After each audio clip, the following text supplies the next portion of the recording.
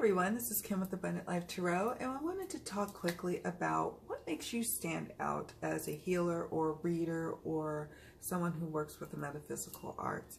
And I'm bringing this up because the Northwest Tarot Symposium had awesome coursework that I took while I was there. And I took a lot of courses that were geared towards putting yourself out there as a professional reader. And one of the topics that came up is, looking at what makes you so special, what makes you stand out. And so I'm putting that little seed out there for you. These seeds, these Northwest Tarot Symposium seeds that I'm going to be placing are really quick little short videos that it helps me to recall back the lessons that I learned from there so I can share them with you and so I can recall them for me and my own good as well. So one of the takeaways was, what makes you stand out? What makes you so special? What would make a potential client choose you over the next person?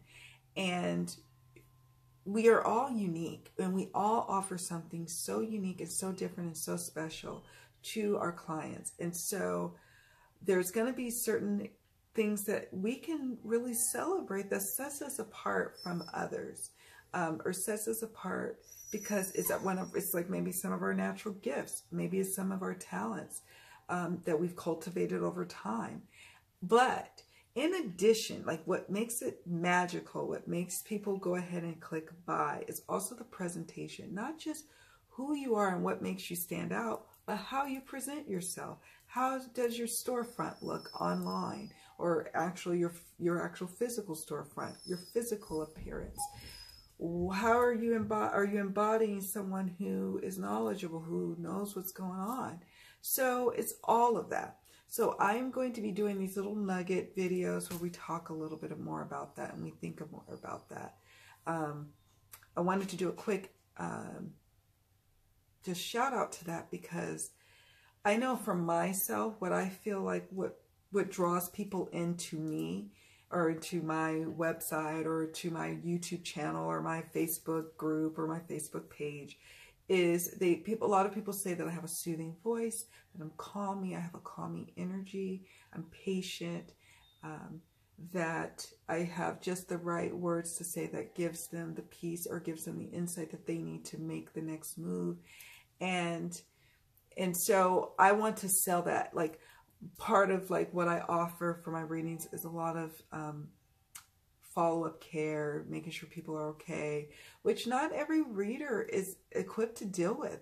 I think I'm specifically designed to deal with that because of my long time work with being a claims adjuster and always being in the nurturing role and help in doing follow-up with people month after month after month, getting to know people month after month after month for sometimes years.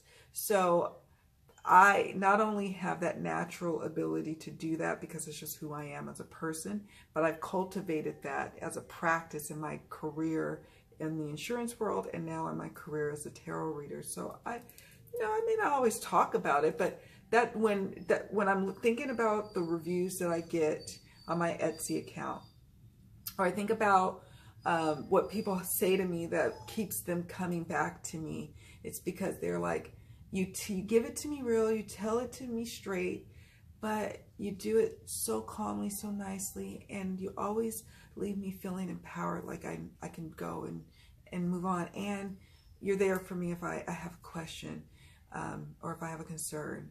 And most of us are there too, but for some reason people really feel that a lot from me. And I really feel it's because of my prior experience in the work that I do. So just think about what makes you stand out.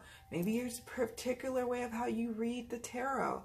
Maybe you are a card slinger and you use a bunch of cards, and some people really resonate with that. They really want a reader who can do that.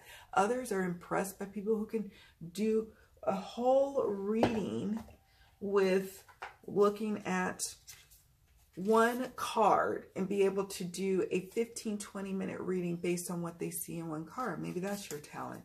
Maybe you have the ability to coach and help people like no other.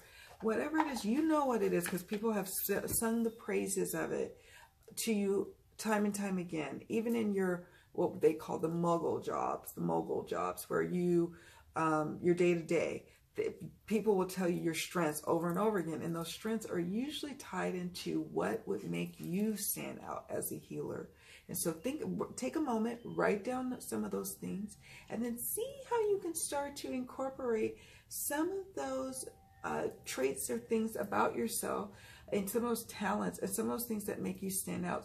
Write those down and see what starts to come out, and then start putting those as your tags. Start putting those as descriptors on your blog site. You know, when you do your tags, or when you're doing sales for your Etsy, start kind of including some of those in your bios for your Etsy shop, or in your website, or in your YouTube channel bio, or whatever. You want to make sure that people know that about you, because it's a big sea of readers and healers out there, and it can be very overwhelming for someone who's trying to find you out there, and they may need you, but they don't know that, and they can't like move through all and wade through all of the people who are out there that may not be for them, but you may be for them. But you've got to be able to sell yourself, and you've got to make it clear that what makes you stand out is something that you feel comfortable with. Some of us, what makes us stand out is we're drop dead gorgeous. And I'm not saying that's about me or anything. This could be about other people. And maybe not in tarot, for example.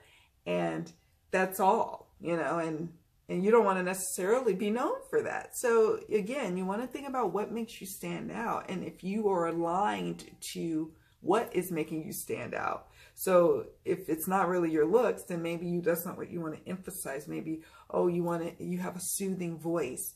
So maybe you do more readings, as opposed to, if you don't want a lot of people looking at you, then you do maybe readings with the camera facing down versus facing head on. So, because you want people to hear your voice, and that's what you want people to focus on. Now, I caution that, because if it is your great looks, don't necessarily hide them either, but also make sure that the traits and the things that make you stand out is something that you're comfortable with standing behind. You know, we have many things that make us stand out. Some people wearing slutty clothes, but you don't want to be known for that, right? So you want to just, again, be very careful about making sure what makes you stand out is something you're comfortable and aligned with.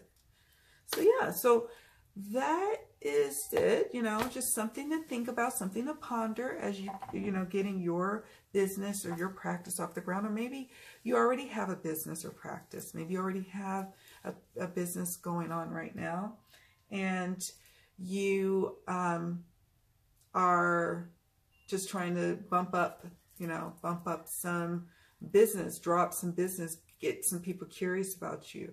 Revamp that bio of yours and start putting in some buzzwords about what makes you stand out.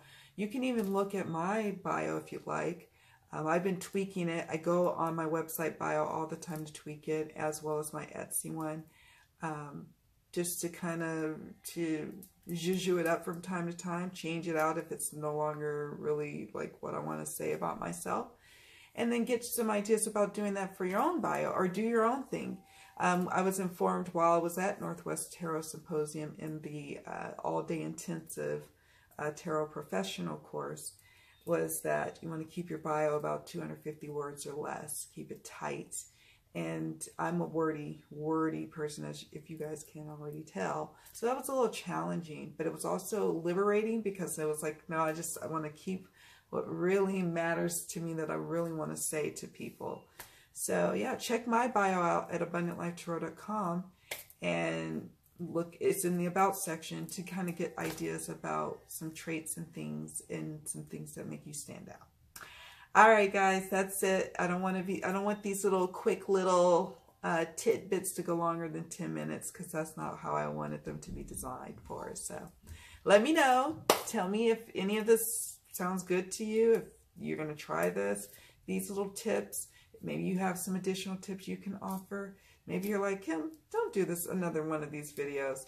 But again, I'm hoping that these takeaways that I got from the Northwest Tarot Symposium help me, and then help you. All right, guys, thank you all so much for watching. So much love, many blessings, and I'll see you all in the next video. Bye.